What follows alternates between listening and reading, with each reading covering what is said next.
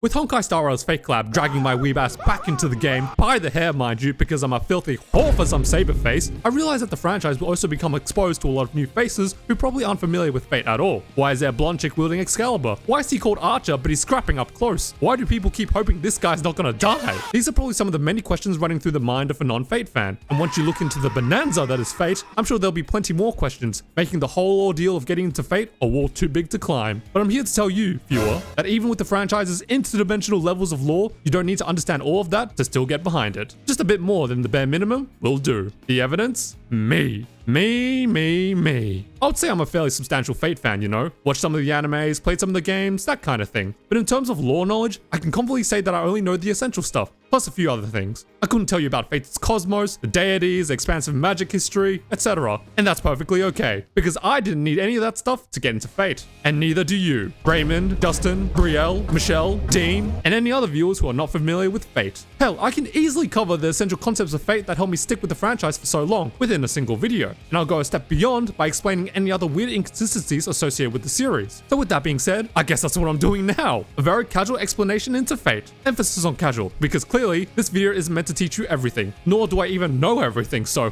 But if I mentioned something explicitly wrong, or did not mention something of great importance, please let me know in the comments. I'm more than open to critique because, well, I'm not perfect with lore, obviously. Anyway, why even make this video, you may be wondering? Well, it's an opportune time to bring in some new fans into something I love. And if I can help do that, welcome aboard. So, as the day of the Honkai Star Rail X Fate collab approaches, let's casually explore, in my opinion, all the knowledge you'll need to get into Fate, because it sure as hell is all I know. Finally, to address the existing Fate fans on this video, here are my tastes. Favorite heroine? Gotta give it to Angelica Ainsworth. Whew! She's got the best of both Rin and Luvia. Come on. And favorite protagonist? My boy Miyamoto Iori. Fate Samurai Remnant fans, rise up! Now let's finally get onto the video. With our first topic of discussion, what the hell is even Fate?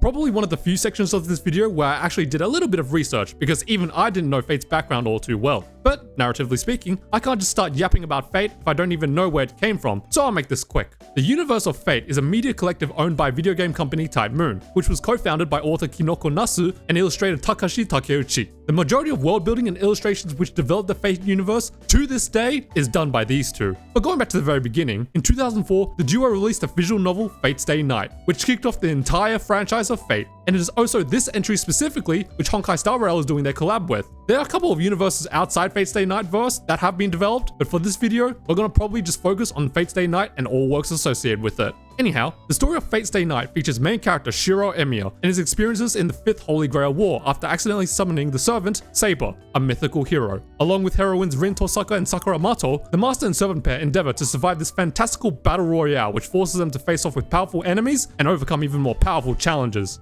Yeah, that'll lightly introduce you to Fate. Pretty ChatGPT worthy too, in my opinion. But based on my summary, I guess the first eye-opening thing that's in your mind is, well, what the hell is a Holy Grail War? Considering that seems to be the main conflict in this series. So let's dive into the details of this battle royale. The main conflict of each Fate entry usually surrounds the Holy Grail War. In this war, 7 people, usually people who know magic and whatnot, are selected to participate in this battle in order to win the Holy Grail, an item that can grant you whatever wish you want, ideally. Now each master of this war can also summon their own heroic spirit, thus giving them a servant to join them in battle. Although, whilst they are called heroic spirits, whether they actually are morally good, yeah, that's its own thing. Anyway, whilst masters can fight via their own means, be it in weapons, magic, throwing hands, etc., it's usually the servants that do the fighting for them. And it makes sense, because look at them! They're the real anime characters in Fate. All the craziest fight scenes you've ever seen from the Fate franchise were probably between servants, not masters. That being said, the opposite can be true, i.e., there can be cases where the master does the fighting rather than their servant. It's rare, but it can happen. Perhaps the master is exceptionally strong, or the servant is exceptionally weak. The best example of this happening? My boy Soichiro Kuzuki. God damn, in the world of steel and sorcery, this guy said fuck all that and squared up with servants. Bare-knuckled, and he was killer at it too. But to be fair, dude was enhanced with his servant's magic, hence why I was able to go toe-to-toe with them. When he's not buffed with magic, well... Anyway, main point is, servants are not exclusively the powerhouse. Sometimes a master can take to the fight if need be. Now, is there anything else that the master-servant couple can do? Yeah, command seals. Although to be fair, it's more like a special privilege that a master has over their servant. They're called master for a reason, you know. The command seals which are obtained after summoning a servant takes the form of a 3-sigiled red tattoo on every master's hand, 3 sigils for 3 commands. Whilst the servant could very easily eradicate a master with a single flick of their wrist, they are nothing against a command seal. Well, these seals act as compulsory orders, and if a master activates them, their servant must obey the command given. Finally, since servants are technically spirits manifested into physical form, because remember, they are heroic spirits, yes, they need their masters to continuously supply them with mana in order to maintain their existence during the war. Thus, if a master dies, their servant will vanish, but not vice versa. But now that I think about it, if a master wants to opt out of the war, how do they do it? Well, from memory, I think they just either hand over their command seals to someone else, or just raise the white flag and ditch. Yeah, probably something like that. Whew. And without all being said, yeah, that's the bare bones of the Holy Grail War. Ta-da! Although once you explore outside of just Fate's Day Night, you'll find that there are variations to the Holy Grail War. But today's video isn't about that. Still, I think we'll need to dive a little bit deeper into what servants are, because I haven't covered their oh so famous classifications, among other things.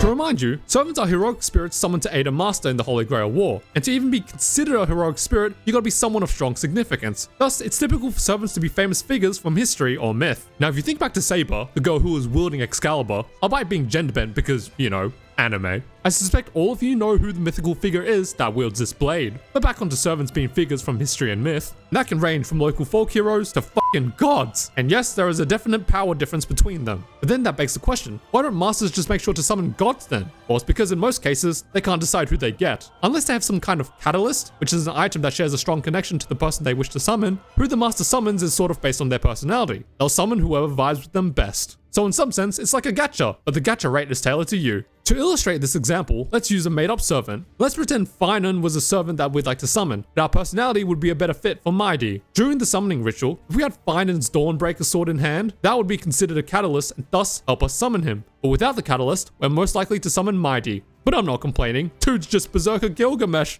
Oh yeah, speaking of summoning rituals, yeah, when servants are summoned, the masters have to recite a specific chant, which in turn can also influence the servant that's summoned, mainly around its class though, but we'll get into that later. And if you add some epic music and flashy lights, bruh, those summoning scenes can go kinda hard, not gonna lie. But speaking of epic things, did you know every servant has something called a noble phantasm? In layman's terms, it's literally their ultimates. And honestly, that's all I personally know about noble phantasms. If a servant's gonna use them, you better hope you got something to defend it against or you get the hell out of there. Based on what I've seen with noble phantasms though, the technique has a very strong connection to the servant's lore. Perhaps the noble phantasm is just a special technique that embodies a significant detail of their lore? Maybe. I'm sure there's far more to what a noble phantasm is though. Still, I've always seen it as a servant's ultimate attack, and honestly, I think it's very reasonable to call it so, but happy to be proven otherwise. Rightio. Now if you recall, I did promise to expand on servant classes, so let's do that. In every Holy Grail War, it will feature 7 masters at play. So with 7 masters in the war, you'll have 7 servants on the field, and each servant will fall into one of 7 classes: Saber, Archer, Lancer, Caster, Rider, Assassin, or Berserker. And to my knowledge, I don't think there's ever been a Holy Grail War which featured multiple of one class type, i.e. I've never seen a battle which featured, for example, 3 Sabers and 4 Archers at play. It's always been one servant representing one class. Now how would you interpret these classes? Would you expect servants of an Archer class to always be wielding a bow? Would you expect servants of a Berserker class to always be roided out JoJo junkies?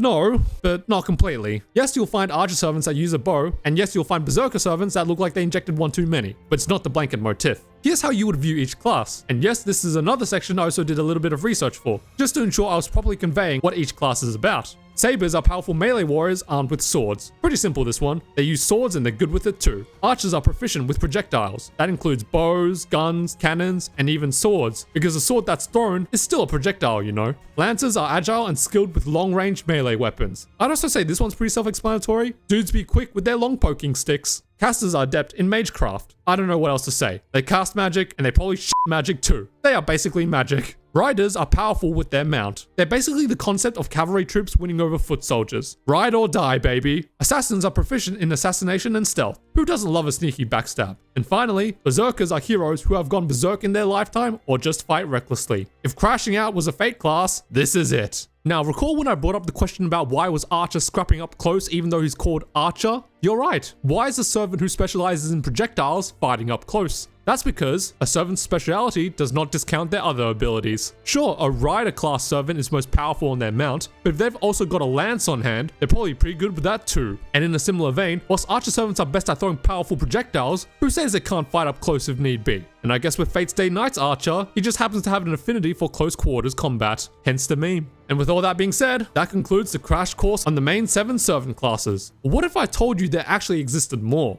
Though, those classes you will have to look outside of Fate's Day Night for, and we're not doing that in this video. Still, whilst we did just cover a crash course, how about we talk about the crash and burns that came with the servant classes? What I'm trying to say is that the usage of these classifications have also caused a fair bit of confusion when people tried to get into Fate. Because, whilst classes refer to a servant's battle style, masters also frequently use class names to identify their servants. For example, if Finan was a Saber servant we summoned during the Holy Grail War, you'll often find that we call him Saber instead of Finan. As a result of these happenings, whenever you mention the class name to people in real life, they wonder if it's the class or the character you're talking about. Quite the quandary, I know. But why does this even happen? Why is it that masters often call their servants by their class names, not their real name? Well, to answer this, we're gonna need to explore the strategies of keeping a servant.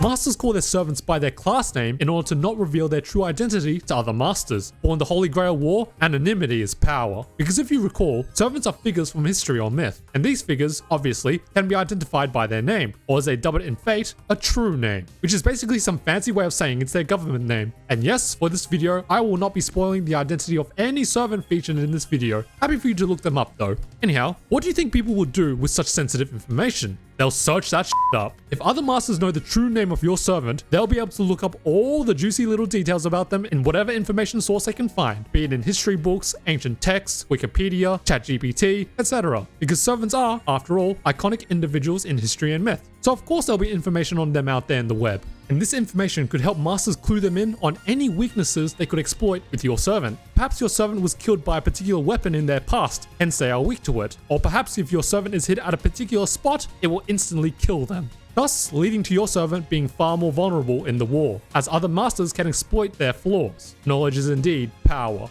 So, that's why masters often call their servants by class and rarely by name, if at all. And because it's done so frequently, you can't really blame the fandom for associating the class name over the servant's actual name, thus resulting in the odd phenomena of servant classes being a substitute for servant identity. What if I told you there's also a little more to those conundrums that exist outside the Fate's Day Night verse? Now, usually with things outside this series, I just ignore it, but because it was an issue brought up by the Trash Taste Boys, I thought, you know what? Let's see if I can help the boys out too. Because if I can help them, I'm sure I can help a bunch of other people too. So, what did I mean by there being more to the class conundrums? Well, in one series called Fate Extra, you'll find a servant being called Red Saber. And in another series called Fate Apocrypha, you'll find a servant being called Saber of Red. What the hell? Is there some new rule to the Holy Grail War? Are these sabers the same person? No and no. These extra descriptions to the class name are purely cosmetic. Let me explain. In Fate Extra, because of the unique nature of their Holy Grail War, there happen to exist 2 Saber class servants at play. Thus, to help differentiate between them, the master of the Saber dressed in red dubbed her as Red Saber.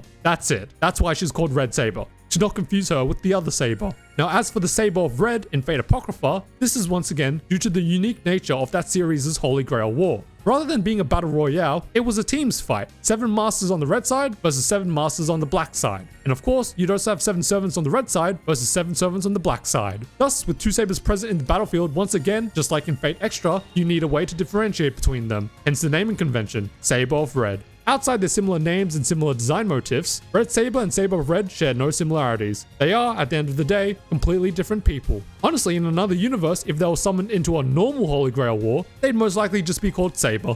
Nevertheless, the main point is, when you see the class names being attached with extra details, it's probably just a cosmetic choice, and not a proper Holy Grail rule choice. Cool, I think that sums up the servant section pretty well. It's all I know about them at least. But you know how I lightly touched on servant aesthetics when comparing Red Saber to Saber of Red? Yeah, I'd like to make a quick detour to explore these aesthetics some more, considering the fact, well, multiple servants share the same face. So like, what the hell's up with that?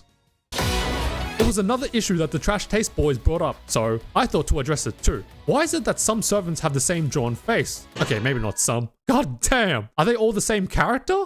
No. This is literally just an artist's design choice. Takashi Takeuchi, the character designer for the Fate series, just has a specific aesthetic he likes, and the Saber Face is that aesthetic. It's called Saber Face because the face comes from Saber in Fate's Day Night. Very self-explanatory. So I assure you, whilst the characters may share a very similar facial structure, they are not the same character at all. But then what about servants that look like a master? For example, with these two servants, who bear a very strong resemblance to Rin Torsucker. Are these three the same people? Also no. Honestly, as long as they don't share the same true name, I'm pretty sure they're not the same person. But if you want to know why these two servants look like Rin, I'd probably look it up, because even I'm not aware. But I'm certain there's lore that explains it.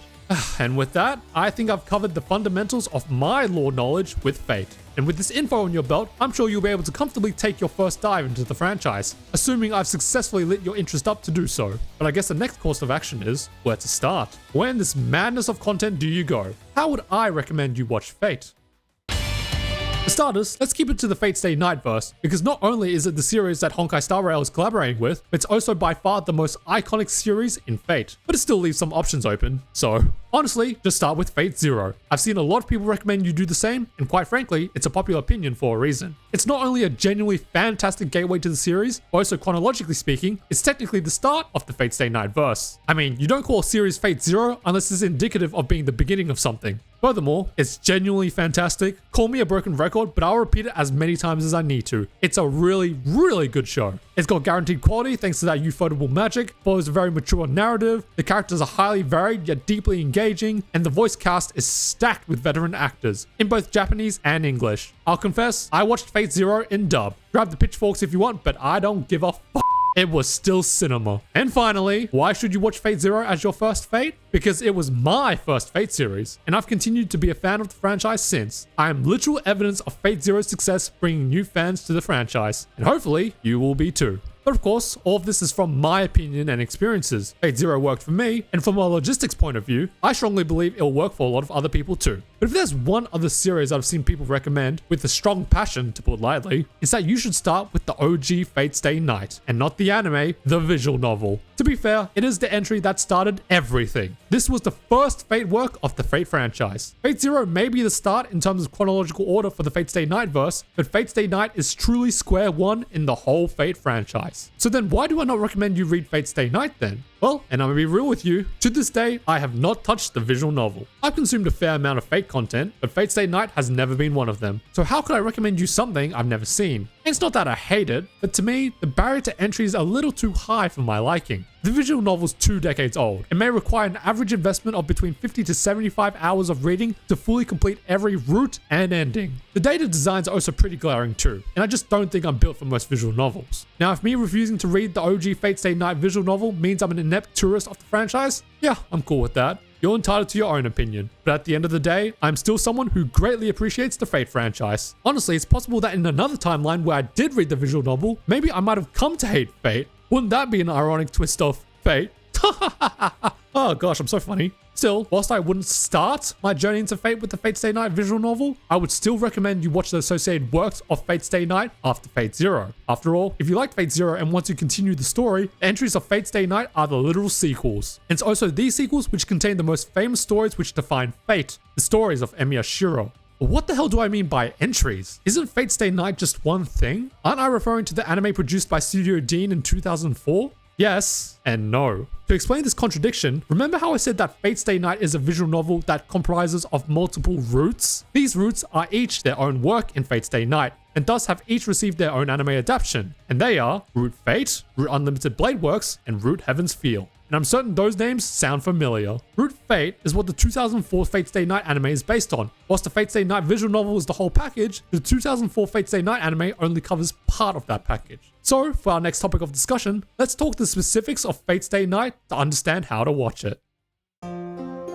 Now, before we dive into Fate Stay Night, let's first cover what the media form of a visual novel usually is, because I suspect some of you may not even know what it is at all, let alone know what a route is. Visual novels, like the name states, is essentially an interactive book, but anime. Often they are from first person, and your specific choices in the game can influence how the story plays out, thus taking you onto different routes of that story. A game that happens to be a novel, perfect for parental approval, assuming the visual novel isn't a dating sim, which is most of them, or worse, an eroge. Yes, typically visual novels are baked with a dating element, and as you go through the ebbs and flow of the narrative, you'll meet with your potential dating partners who you will have the chance to romance, hence leading you down their route. Not to say that there aren't any visual novels which are exclusively story, but Fate Stay Night is not one of them, and if the element of explicit woohooing is present in the story, the dating sim becomes an eroge. And funnily enough, this is what Fate Stay Night is. Yep, the multi-billion-dollar franchise started off as but it goes to show that your origins do not define your ending. Anyway, applying the visual novel framework to Fate Stay Night, Shiro Emiya is your main character, and in the visual novel, you have the chance to develop a romance with either Saber, Rin, or Sakura, and depending on who you romance will determine the route you go down. Romancing Saber gets you the Fate route, which is what the 2004 Fate Stay Night anime adapted. Romancing Rin gets you the Unlimited Blade Works route, which is what the Unlimited Blade Works movie and anime adapted. I say movie and anime because they've adapted the route twice. Once in movie form and once in TV form. The TV form, in my opinion, is the superior. And finally, Romancing Sakura gets you the Heaven's Feel route, which is what the Heaven's Feel trilogy adapted.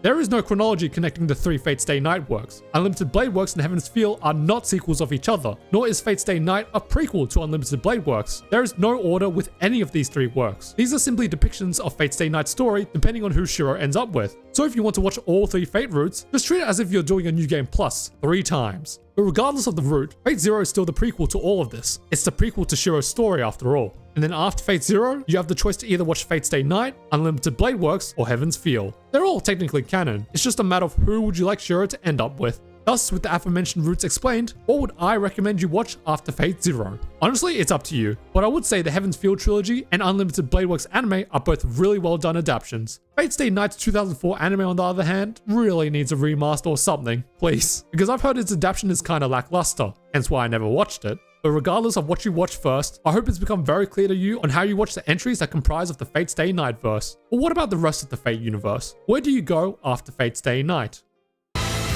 The short answer, wherever the hell you want. Because how I see it, every entry that's outside the Fate Stay Night verse exists in its own universe, and thus, they probably have their own little rules on the Holy Grail War and how servants work, etc. Basically, if your interest in Fate gets that big, and you want to see how people get creative with its universe, go watch the other list of titles. And what's funny is that I'm pretty confident that Nasu has developed a lore to ensure there is some connection between every work of Fate out there. So, if you want to watch a Holy Grail War that's literally double in size, watch Fate Apocrypha. It promises some maddeningly strong fights too. You want to take a break from watching anime and instead play a game with a great story and Muso-esque action? Play Samurai Remnant. Want some casual slice of life fun within the Fate Stay Night verse? Watch their spin-off, Today's Menu for Emiya Family. And if you're feeling extra and want nothing more than to see how creative Nasu can get in the cosmos of Fate, go ahead and jump into the grand lore that is Fate Grand Order. Or you can just play it for the sake of seeing more cool servants. I mean, that's how I played it. Skipped over the story, stayed for the servants. Speaking of Fate Grand Order, yeah, let's use it to try and answer why is it that Honkai Star Rail collaborated with the Fate franchise to begin with?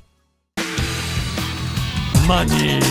Obviously, the financial incentive for this collab is bananas. It's easily one of the most successful gacha titles out right now, and it has been for a while. Honestly, I think it was king until Genshin dropped. Still, a collab with one of the strongest gacha titles in history, with one of the strongest gacha titles of today, it'll only do colossal numbers. I mean, you've got players who quit Honkai Star Rail coming back just for this event. I am one of those said players. And besides, when you look at the quality of the Fate characters in the Honkai Star Rail collab, man, it makes you fantasize about some kind of updated Fate Grand Order game whereby the characters look and play like this. I mean, there is Fate Grand Order Arcade, which is essentially just a PvP Fate Grand Order, but it doesn't play the same, and I don't love Fate enough to go to Japan for it. However, I did love Fate enough to create this entire video. And with that all being said and done, yeah, I think we've come to the conclusion of this video. If you've reached the end of this video, I suspect you fall into one of 3 camps. Camp A, you've become at least slightly more interested in Fate. Camp B, you wish death upon me and my future generations due to how I, a filthy tourist, have tarnished your great piece of fiction. Or Camp C, you're a Fate fan who came to watch something interesting. Well, no matter the camp, I'm still thankful you've stuck with me to the end. And honestly, I'd love to hear your thoughts on my commentary too in the comments below. Be it negative or positive, I am receptive to all. But obviously, I hope the fair majority of you viewers fall into Camp A, as that was the entire purpose of this video. And if I was successful, then that's music to my ears. Yes, Fate can be a crazy franchise, but I strongly believe you don't need all that excess to still enjoy it extensively. That's the purpose of this video, to cover the core concepts that help me understand Fate, answer any funky little conundrums which have only served to turn people away from the franchise, and ultimately just spread the love of Fate to more people. Whew. Anyhow, follow my socials if you want to keep up with your boy, and like and subscribe if you want more from your boy. Much love, and take care. And one last question which I haven't answered anywhere. Why is it that people keep hoping Lancer does not die?